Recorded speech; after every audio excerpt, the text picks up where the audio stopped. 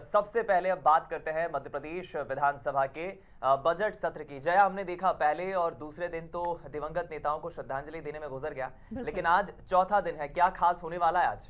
तो आज कांग्रेस चिटफंड कंपनियों के मामले में सरकार को घेरेगी। कांग्रेस का आरोप है कि प्रदेश में सहकारी सोसाइटी बनाकर चिटफंड का अवैध कारोबार फैला है। हमने देखा जया, ये एक बड़ा मुद्दा हो सकता है, एक बड़ा मसला रहा है प्रदेश में। हालांकि सरकार ने ऐसी कंपनियों के खिलाफ अभियान भी छेड़ रखा है। मुख्यमंत्री शिवराज सिंह चौहान ने बीते दिनों निर्देश भी दिए थे और उसी का असर हम कहेंगे प्रदेश के जबलपुर, छतरपुर, टीकमगढ़, अलग अलग जिलों से ऐसी खबरें आई जहां प्रशासन ने भूमाफियाओं के खिलाफ और ऐसे लोगों के खिलाफ कार्रवाई को अंजाम दिया जो लोगों को ठगने का काम करते हैं। तो आपको बता दें कि कांग्रेस के वरिष्ठ नेता डॉक्टर गोविंद सिंह ने इस संबंध में ध्यानाकर्षण लगाया है और मंत्री अरविंद भदौरिया इसका जवाब देंगे। हालांकि पूरे आसार हैं आज विधानसभा में हंगामे की, क्योंकि महत्वपूर्ण रणनीति कांग्रेस ने बनाई है सरकार को घेरने की, लेकिन सरकार ने भी पूरी तैयारी की है विपक्ष को जवाब देने की। हालांकि इधर कांग्रेस के वरिष्ठ विधायक डॉक्टर गोविंद सिंह ने सहकारी सोसाइटी के माध्यम से अवैध कारोबार होने पर ध्यान आकर्षण प्रस्ताव लगाया है, तो वहीं इस मामले में मंत्री अरविंद भदौरिया जवाब देंगे। इधर मंदसौर से बीजेपी विधायक इशपाल सिंह सिसोदिया प्रदेश में दिव्यांग बच्चों को कृत्रिम अंग समय सीमा में ना दिए जाने का मुद्दा भी उठाएंगे।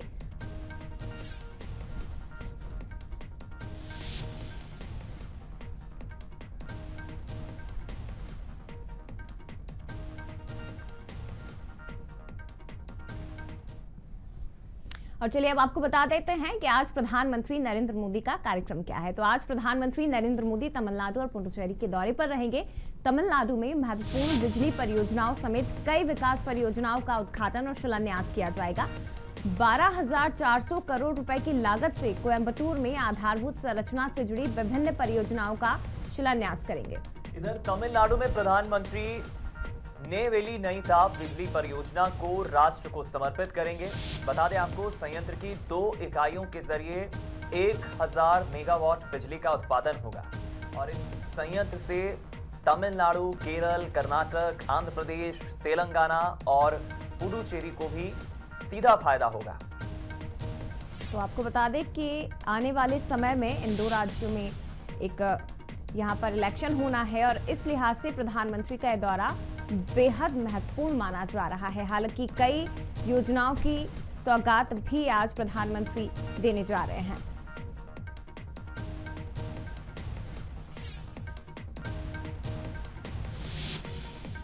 हालांकि हमने देखा प्रधानमंत्री नरेंद्र मोदी लगातार बीते दिनों अलग अलग राज्यों के दौरे पर रहे और उन्होंने कई अलग अलग सौगातें भी देशवासियों को, खासतौर पे उन राज्य के वासियों को दी है और ये संयंत्र खासतौर पे काफी मददगार होगा उन अलग अलग राज्यों के लिए। सीधा फायदा वहां के लोगों को मिल सकेगा। बिल्कुल। इधर बजट सत्र के पहले दिन बात करें हम, तो पहले दिन ही जिस तरह से अध्यक्ष का निर्वाचन हुआ, लेकिन बजट सत्र के पहले ही दिन कांग्रेस नेताओं ने तेल की कीमतों में आए उछाल का विरोध किया था। देश की राजधानी दिल्ली से मध्य प्रदेश की राजधानी भोपाल तक कांग्रेस ने विरोध किया और इसी पर आधारित दिखाते हैं आपको हमारी खास रिपोर्ट। वैसे पेट्रोल डीजल की कीमतों के विरोध का ये टोटका नया नहीं है। जब बीजेपी केंद्र में विपक्ष में थी तब उसके नेताओं ने भी विरोध के इसी हथियार को आजमाया था, लेकिन यह बात कांग्रेस की हो रही है और साइकिल चलाकर दफ्तर पहुंचे कांग्रेस महासचिव प्रियंका गांधी के पति रॉबर्ट वाड्रा। इसी तरह कांग्रेस के बाकी नेता भी तेल की बढ़ती कीमतों को लेकर हाय तौबा मचा रहे हैं। संकेत साफ है, आने वाले विधानसभा चुनावों में कांग्रेस महंगाई को बड़ा मुद्दा बनाने की तैयारी में है। अब आते हैं दिल्ली से भोपाल।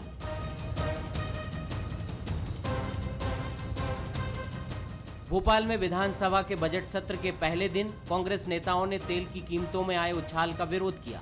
वे साइकिल चलाकर विधानसभा भी पहुंचे। तीसरे दिन भी सदन में कांग्रेस की यही रणनीति दिखाई दी। जब पेट्रोल डीजल की कीमतों के खिलाफ कांग्रेस सदस्य हंगामा करते हुए सदन से वॉकआउट कर गए।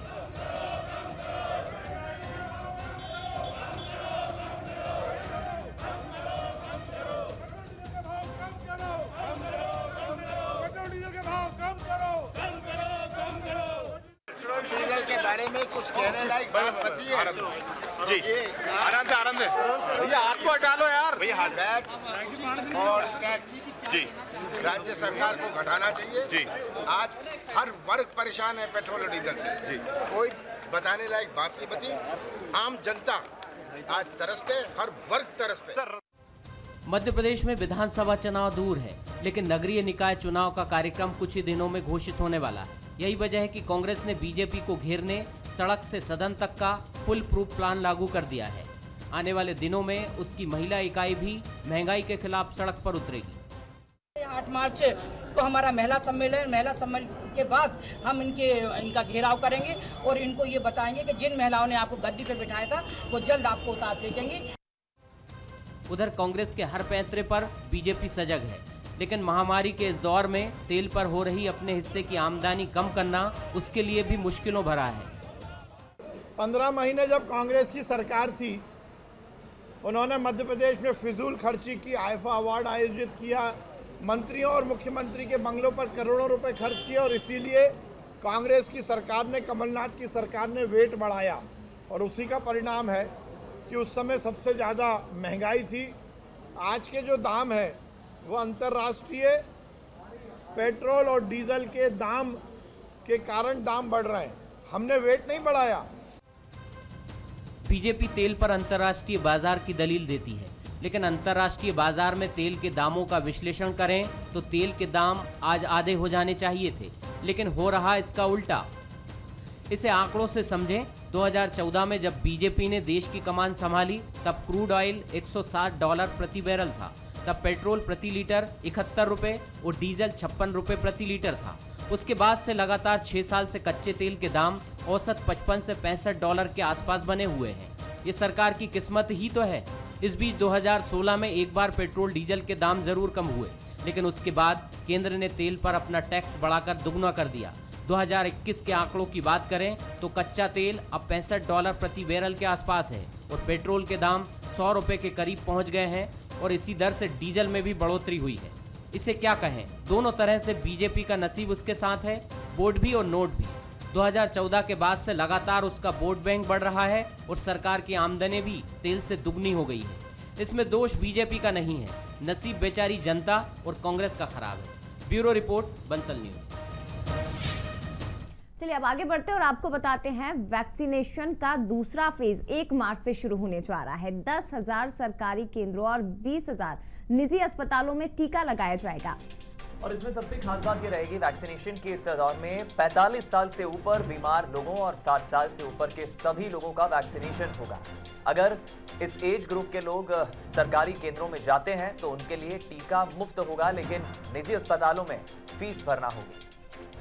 उस पर केंद्रीय मंत्री जावड़ेकर ने कहा है कि सरकारी केंद्रों पर यह टीकाकरण मुफ्त होगा, लेकिन जो निजी अस्पतालों में वैक्सीन लगवाना चाहते हैं उन्हें इसका चार्ज देना होगा। इधर अगले 3-4 दिनों में देश का स्वास्थ्य मंत्रालय इस बात पर फैसला लेगा कि निजी अस्पतालों में वैक्सीनेशन के लिए कितनी फीस देनी होगी। स्वास्थ्य मंत्रालय इस संबंध में मैन्युफैक्चरर्स और अस्पतालों से बात कर रहा है और वही गाइडलाइंस फिर प्रदेश की अलग अलग सरकारें फॉलो करेंगी। तो कोरोना वैक्सीनेशन को लेकर ये बड़ा फैसला कि 1 मार्च से यानी अगले सप्ताह से, सोमवार से 60 से ज्यादा उम्र जिनकी है और ऐसी संख्या 10 करोड़ से भी ज्यादा है, ऐसे सभी लोगों को, और 45 से ज्यादा उम्र जिनकी है लेकिन जिनको कोमॉर्बिडिटी है, कोई ना कोई दूसरी बीमारी है, ऐसे 45 से ज़्यादा उम्र वाले लोगों को भी 1 मार्च से टीकाकरण किया जाएगा। उसमें सबसे बड़ा फैसला यह है कि जो 10,000 सरकारी केंद्रों पर जाकर टीका लगवाएंगे, कोई भी हो, उसको मुफ्त टीका लगेगा। और इधर भारत में कोरोना वायरस की दूसरी लहर की बढ़ती आशंका को देखते हुए वैक्सीनेशन को भी रफ्तार मिल गई है। और अच्छी बात यह है कि देश के राजस्थान, मध्य प्रदेश, उत्तर प्रदेश, गुजरात सहित 12 राज्यों में रजिस्टर्ड हेल्थ केयर वर्कर्स में से 75% को वैक्सीन का कम से कम पहला डोज तो दे दिया गया है। वहीं देश भर में रजिस्टर्ड हेल्थ केयर वर्कर्स में से 68% को पहला डोज दिया गया है। इसमें भी अब तक की पात्रता के आधार पर 62% हेल्थ केयर वर्कर्स को दूसरा डोज दिया जा चुका है और अब तक 1,19,07,392 लोगों को वैक्सीन डोज दिए गए हैं। इनमें 64,71,047 हेल्थ केयर वर्कर्स को पहला डोज दिया है, जबकि 13,21,635 हेल्थ केयर वर्कर्स को दूसरा डोज भी दिया जा चुका है। पहले फेज में 16 जनवरी को हेल्थ केयर वर्कर्स का टीकाकरण शुरू हुआ था। उधर देश भर में रजिस्टर्ड फ्रंटलाइन वर्कर्स में से करीब 41.7% यानी करीब 41,14,710 लोगों को फ्रंटलाइन वर्कर्स को वैक्सीन का पहला डोज दिया जा चुका है। इधर दूसरे फेज में 2 फरवरी से फ्रंटलाइन वर्कर्स को वैक्सीन का डोज देना शुरू हुआ था। तो वैक्सीनेशन के 39वें दिन यानी मंगलवार को शाम तक तकरीबन 1,61,000 वैक्सीन दिए जा चुके थे। 98,382 लोगों को पहला डोज दिया गया। वहीं 63,458 हेल्थ केयर वर्कर्स को दूसरा डोज दिया गया और इस दौरान 8,557 सेशंस आयोजित किए गए।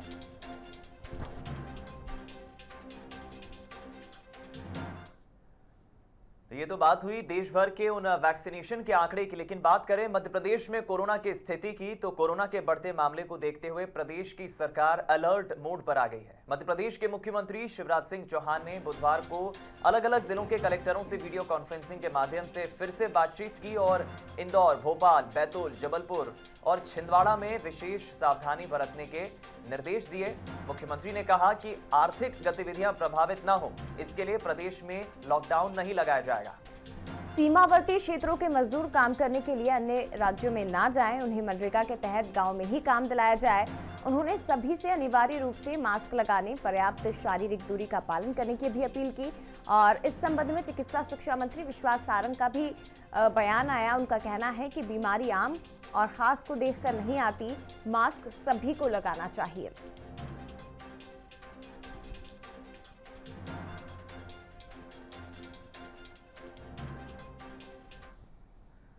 और आपको मध्य प्रदेश विधानसभा की 2 दिन पुरानी तस्वीर हमने दिखाई थी बंसल न्यूज के कैमरे में, किस तरह माननीय विधायक बिना मास्क के नजर आए थे। लेकिन ऐसी ही कुछ तस्वीरें बुधवार को प्रदेश कांग्रेस कार्यालय में नजर आई, जहां गाइडलाइंस का पालन करना तो दूर, कई नेता, कई कार्यकर्ता पीसीसी कार्यालय में, पूर्व नेता जिनकी हम बात करें, कोरोना गाइडलाइंस की धज्जियां उड़ाते नजर आए।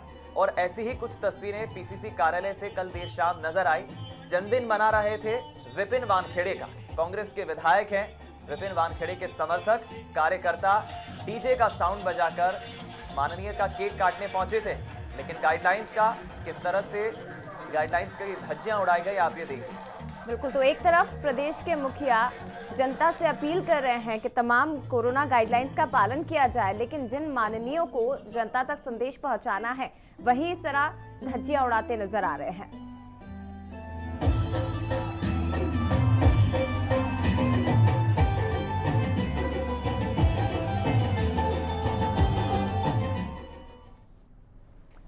चलिए अब बात करते हैं राहुल गांधी के उस बयान की, जिसको लेकर लगातार देश की सियासत गर्म हो रही है और बीजेपी हमलावर है। उत्तर भारत और दक्षिण भारत की तुलना वाले बयान पर सियासी बवाल मचा हुआ है।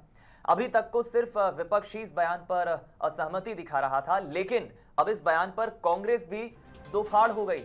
वरिष्ठ नेता कपिल सिब्बल ने बयान को लेकर राहुल गांधी को नसीहत दी है। कपिल सिब्बल ने कहा है कि सभी वोटर्स का सम्मान करना चाहिए, चाहे वो उत्तर से हो या दक्षिण से। और सिब्बल ने आगे कहा कि वोटर्स अपने अधिकार जानते हैं, फिर चाहे वो कहीं से भी हो। इधर रणदीप सुरजेवाला ने इस बयान पर राहुल गांधी का बचाव किया था, बीजेपी पर गंदी राजनीति के आरोप लगाए थे। लेकिन जहां तक हिंदुस्तान के मतदाता का सवाल है, चाहे वो नॉर्थ में हो, चाहे वो साउथ में हो, चाहे वो वेस्ट बंगाल में हो, चाहे वो महाराष्ट्र में हो, कहीं भी हो, तो मतदाता होता है ना।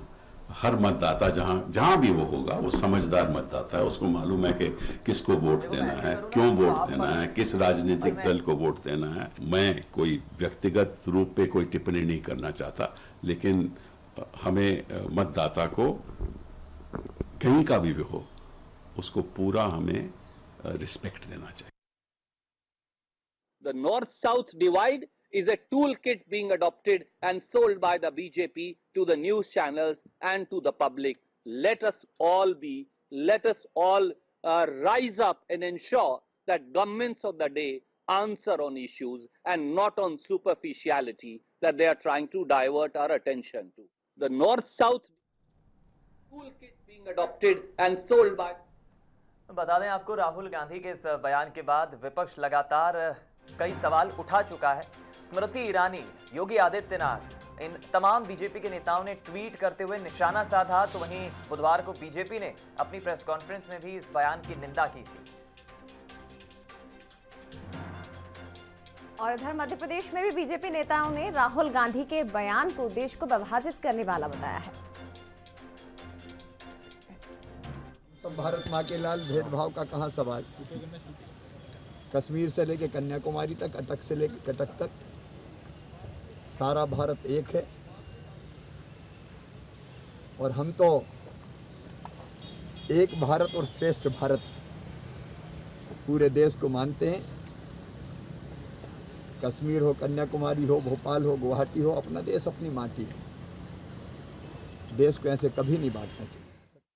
गांधी परिवार जो है अभी वर्तमान में तथाकथित, इनका इतिहास बांटने का रहा है देश को।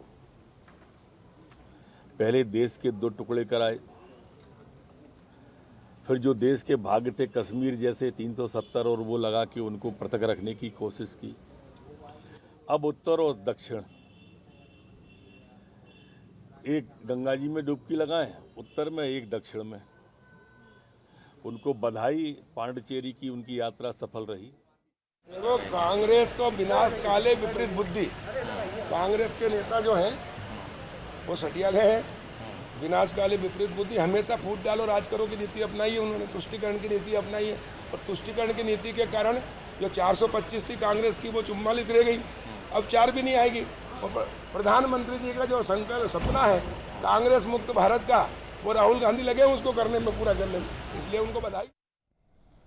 चलिए बात करते हैं मध्य प्रदेश की ही। देवास दौरे पर पहुंचे विधानसभा अध्यक्ष गिरीश गौतम ने बयान दिया कि वो ना तो पक्ष के हैं और ना ही विपक्ष के हैं, वो निष्पक्ष हैं। उन्होंने ये भी कहा कि विधानसभा में आने वाले नए विधायकों के लिए प्रशिक्षण बहुत जरूरी है। नए विधायक को विधानसभा के नियम प्रक्रिया की जानकारी होना ही चाहिए।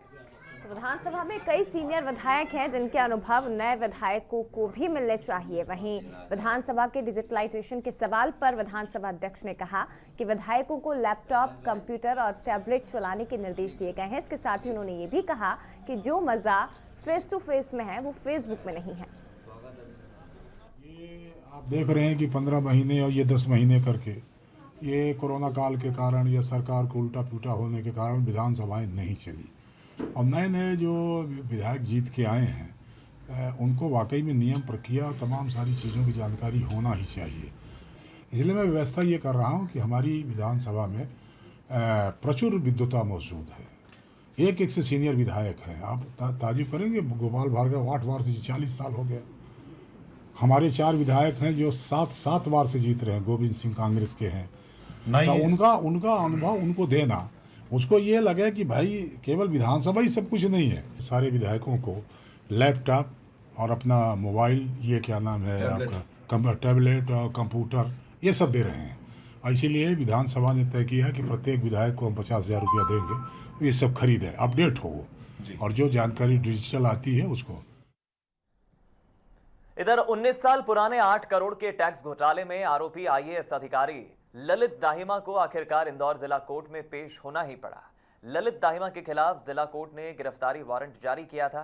गिरफ्तारी वारंट को लेकर दाहिमा हाईकोर्ट भी गए थे, लेकिन हाईकोर्ट से राहत नहीं मिलने के बाद जिला कोर्ट में वो पेश हुए। हालांकि कोर्ट ने उन्हें 50,000 के मुचलके पर जमानत दे दी। कोर्ट ने उन्हें 27 फरवरी को फिर से कोर्ट में पेश होने के आदेश दिए हैं।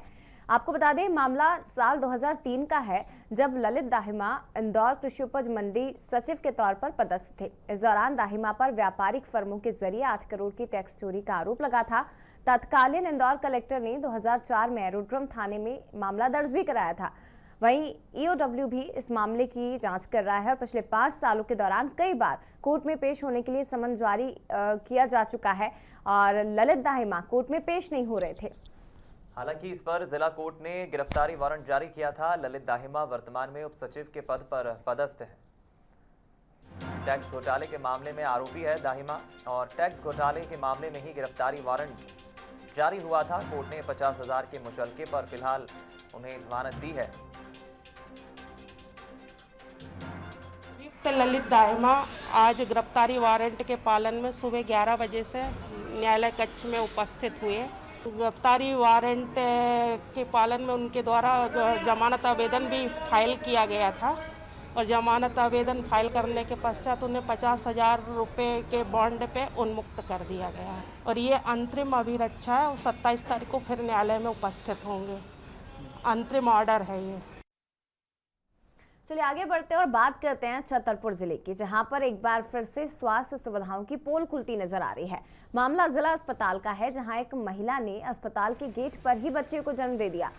इस संबंध में परिजनों का कहना है कि तेज दर्द होने पर डॉक्टरों को बुलाया गया था, लेकिन जब तक डॉक्टर आए काफी देर हो चुकी थी और महिला ने दरवाजे पर ही बच्चे को जन्म दे दिया। हालांकि अच्छी बात यह है कि जच्चा और बच्चा दोनों ही स्वस्थ हैं, ठीक है, और उन्हें अभी अस्पताल में ही भर्ती कराया गया है। तो छतरपुर के जिला अस्पताल का ये मामला है, जहां एक बार फिर से स्वास्थ्य सुविधाओं की पोल खुलती हुई नजर आ रही है। खबर प्रदेश के कोलारस से, जहां अस्पताल में पार्टी मामले में अब जांच होगी जल्द ही। बता दें आपको, नर्सों की पार्टी के मामले में सीएमएचओ ने अब संज्ञान लिया है, हस्तक्षेप किया है और सीएमएचओ ने जांच के आदेश दे दिए हैं। तो मरीजों की चिंता छोड़कर नर्सें डांस क्यों कर रही थी? किसी मरीज को तकलीफ तो नहीं हुई? इस संबंध में रिपोर्ट मांगी गई है। जाहिर है ये वीडियो भी सामने आया था। जश्न मनाते हुए नर्सें नजर आ रही हैं, पार्टी कर रही हैं। तो नर्सों की तरफ से बताया गया था कि इन्हीं की एक साथी नर्स की शादी थी, जिसके बाद जब वो अस्पताल पहुंची तो उन्होंने इस तरह से खुशी जाहिर की। हालांकि इस मामले ने अब तूल पकड़ लिया है, वीडियो वायरल हुआ। बंसल न्यूज ने भी इस खबर को प्रमुखता से दिखाया था, जिसके बाद सीएमएचओ ने इस मामले में संज्ञान लिया है और जांच के आदेश दे दिए हैं।